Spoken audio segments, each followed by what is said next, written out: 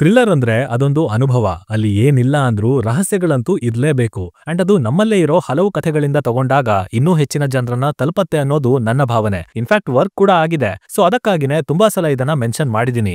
But ಅಂಥ ಒಂದು ಪ್ರಯತ್ನ ನಮ್ಮಲ್ಲೇ ಆಗತ್ತೆ ಅಂತ ಅನ್ಕೊಂಡೇ ಇರ್ಲಿಲ್ಲ.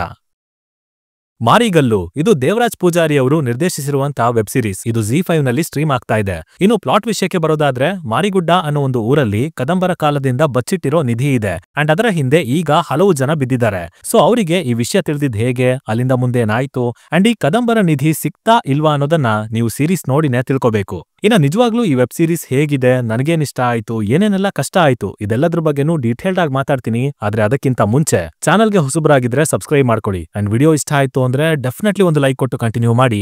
2000 ಲೈಕ್ಸ್ ಅಂತ ಅನ್ಕೊಂಡಿದ್ದೀನಿ, ನೋಡೋಣ ಏನ್ ಮಾಡ್ತೀರಾ ಅಂತ.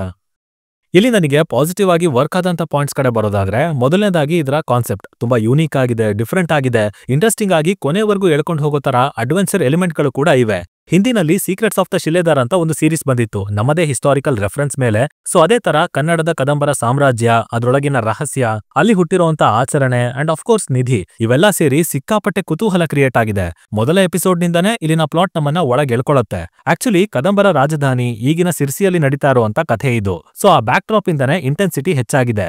ಭಾಷೆ ವಿಷಯದಲ್ಲಿ ಇನ್ನೊಂಚೂರು ರಿಸರ್ಚ್ ಬೇಕಾಗಿತ್ತು, ಆ ಭಾಗಕ್ಕೆ ಇದು ಸರಿ ಹೊಂದೋದಿಲ್ಲ. ಬಟ್ ಅದನ್ನ ಬಿಟ್ರೆ ಅಲ್ಲಿನ ಜನ, ಅವರ ನಂಬಿಕೆ, ಆಚರಣೆ, ಅದೇ ಕದಂಬರ ಬ್ಯಾಕ್ಡ್ರಾಪ್ ಅನ್ನ ತಗೊಂಡು ಮಾರಿಗಳ ಸ್ಥಾಪನೆ ಬಗ್ಗೆ ಮಾತಾಡ್ತಾರೆ. ಹಾಗೆ ಆ ಕಾಲದ ಶಾಸನಗಳು, ಲಿಪಿಗಳು ಅಂಡ್ ಅವುಗಳ ಹಿಂದೆ ಅನ್ವೇಷಣೆ ಅಂತ ಹೊರಟಾಗ ಆ ಪ್ರೊಸೆಸ್ ಏನಿದೆ, ಆ ಸೀಕ್ವೆನ್ಸಸ್ ಗಳನ್ನ ಏನೇನ್ ಇಟ್ಟಿದ್ದಾರೆ, ಅವೆಲ್ಲ ತುಂಬಾ ಚೆನ್ನಾಗಿ ವರ್ಕ್ ಆಯ್ತು. ಜೊತೆಗೆ ತಗೊಂಡಿರೋ ಈ ಬ್ಯಾಕ್ಡ್ರಾಪ್ ಅನ್ನ ತುಂಬಾ ನೀಟಾಗಿ ಕಟ್ಕೊಟ್ಟಿದ್ದಾರೆ. ಆದಷ್ಟು ಪ್ರೆಸೆಂಟೇಷನ್ ಇಂದನೇ ಆ ವೈಬ್ ಅನ್ನ ತಂದುಬಿಟ್ಟಿದ್ದಾರೆ. ಅಂದ್ರೆ ಬರೀ ರೈಟಿಂಗ್ ಅನ್ನೋದನ್ನ ಪಕ್ಕಕ್ಕಿಟ್ರೆ ಹೊರಗಡೆಯಿಂದ ನೋಡೋದಕ್ಕೂ ಟೀಸರ್ ಆಗ್ಲಿ, ಟ್ರೈಲರ್ ಆಗ್ಲಿ, ಈ ಸೀರೀಸ್ ನಿಮಗೆ ಇಂಟ್ರೆಸ್ಟಿಂಗ್ ಅಂತ ಅನ್ಸುತ್ತೆ. ಅಂಡ್ ಒಳಗಡೆಯಿಂದಾನು ಅದು ಇಂಪ್ರೆಸಿವ್ ಆಗೇ ಇದೆ. ಇನ್ನು ಎರಡನೇದಾಗಿ ಇದರ ಕಾಸ್ಟಿಂಗ್ ಸಖತ್ತಾಗಿತ್ತು. ಅಂದ್ರೆ ನಾವು ನೋಡೋ ಸಿನಿಮಾಗಳಲ್ಲಿ ಇಂತಿಂತ ಆಕ್ಟರ್ ಗಳನ್ನ ಹೊಗಳ್ತಾ ಇರ್ತೀವಲ್ಲ, ಅವರನ್ನೆಲ್ಲ ಒಟ್ಟಿಗೆ ತಂದಿದ್ದಾರೆ. ಸೊ ಆ ಚಾಯ್ಸ್ ನನಗೆ ತುಂಬಾ ಇಷ್ಟ ಆಯ್ತು. ಸ್ಪೆಷಲಿ ರಂಗಾಯಣ ರಘು ಅವರು, ಗೋಪಾಲ್ ಕೃಷ್ಣ ದೇಶಪಾಂಡೆ ಅವರು, ಪ್ರವೀಣ್ ಅವರು ಬರ್ದಿರೋ ಪಾತ್ರಗಳಿಗೆ ಅದರಲ್ಲಿರೋ ಡೆಪ್ತ್ ಅಂಡ್ ಇಂಟೆನ್ಷನ್ ಏನಿದೆ ಅವುಗಳನ್ನ ತುಂಬಾ ನೀಟಾಗಿನೇ ಹೊರಗೆ ತಂದಿದ್ದಾರೆ. ಅಂಡ್ ಅದರಿಂದ ಇಲ್ಲಿ ಎಸ್ಟಾಬ್ಲಿಷ್ಮೆಂಟ್ಗೆ ಅಂತಾನು ಟೈಮ್ ಬೇಕಾಗಿರ್ಲಿಲ್ಲ. ಪಾತ್ರಗಳ ಬಗ್ಗೆ ಇಂಡಿವಿಜುವಲ್ ಆಗಿ ಮಾತಾಡಬಹುದು. ಬಟ್ ಇದು ಮಿನಿ ಸೀರೀಸ್ ಆಗಿರೋದ್ರಿಂದ